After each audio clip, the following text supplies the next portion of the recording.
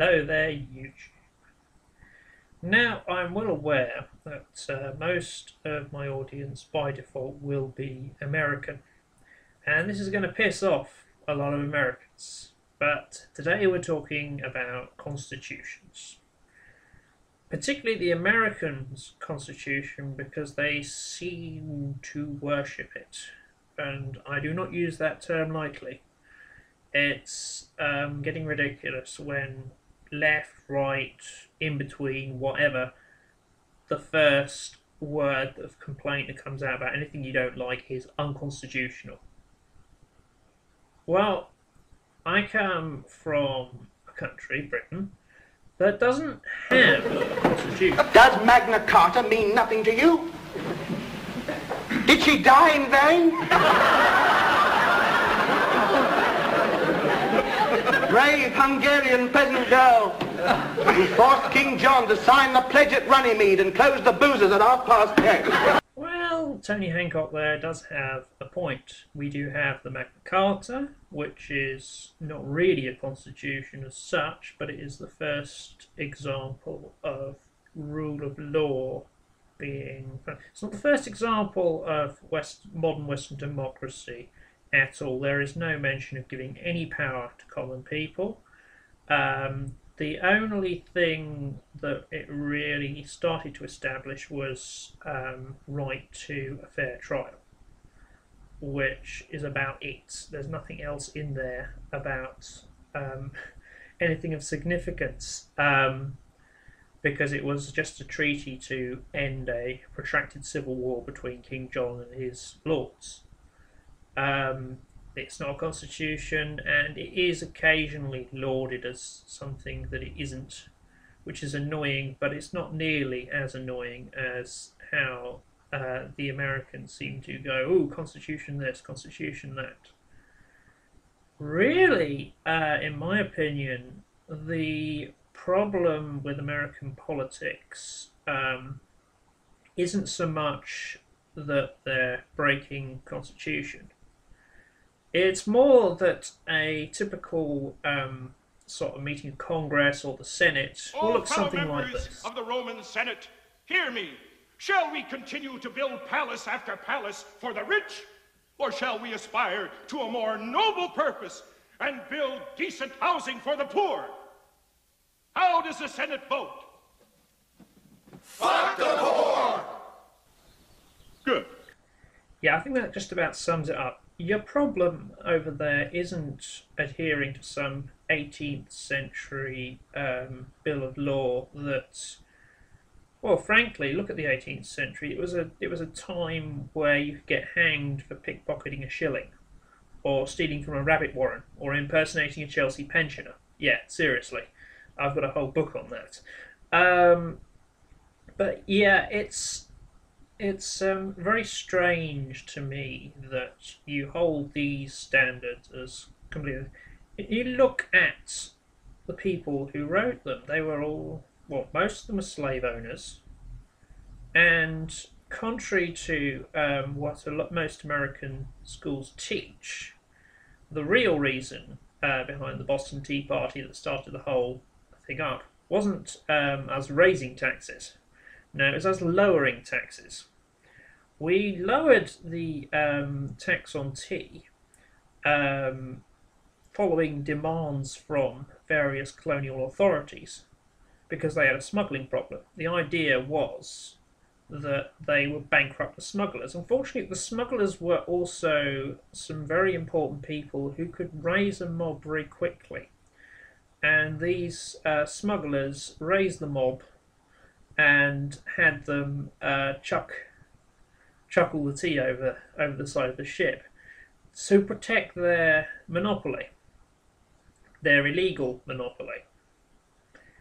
Yeah, you got a lot of parallels with today there.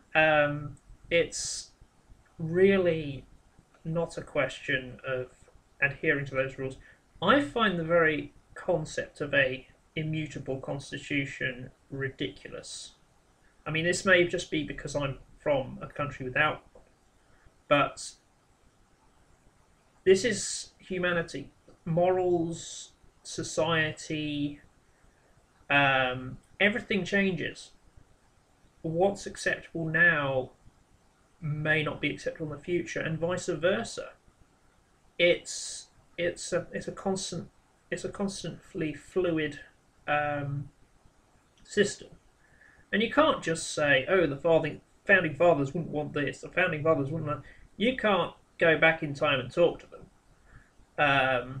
about the issue and give them the full even if you did, you'd have to give them the full context of what is happening, and assuming their brains don't explode there and then, through the sheer insanity of it all,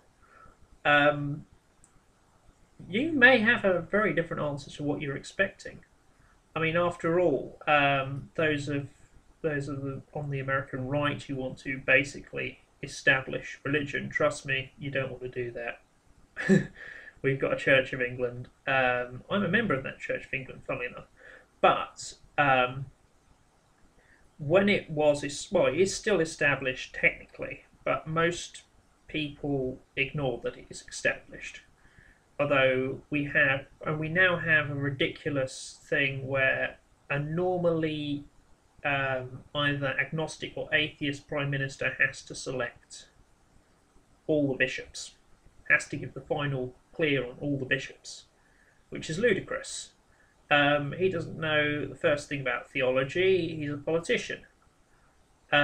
He's normally not even a churchgoer, not even a Christian. So what gives him the right to select our bishops? It's just ridiculous. But yeah, I'm fully in favour of the separation of church and state, and that when you're talking about unconstitutional, in that you are heading towards a theocracy, which I really think America is. Yeah, I can see your point. Don't just say unconstitutional, because that's beside the point. The point is that these people want to impose their very strange interpretation of the Bible upon everybody. And they want a United Christian States of America, or Christian in open commas, because open quotes, because it's about as far from Christ. This is another thing. If these Republicans were given a time machine and they were to go back in time to speak to Jesus Christ, I have a feeling. I mean, he wasn't a violent man, but he probably punched them in the face. Is that this is, I think, a better argument, other than saying this is unconstitutional. It's a 18th century law that really, why should that be the standard? What the standard is, what is right now, and what is right now is that America remains secular. America actually gets its fingers out of its arse and does something for its massive economic divide. I mean, I'd be down in the Occupy protests if I could travel, but because our government doesn't do too good a job at that either, or better than America, but not too good a job still. But yeah, they've got to sort out this massive economic divide. The fact that they're owing billions to people, the fact that they're randomly attacking countries that happen to be Muslim, in for no particular rhyme or reason, which is pissing everybody off in the Islamic world, as it would. They really need to stop being the UCSA and start going back to the USA. And that's my view. Do leave comments. Do let me know what you think, and if I've completely gone off the beaten track here. Thank you.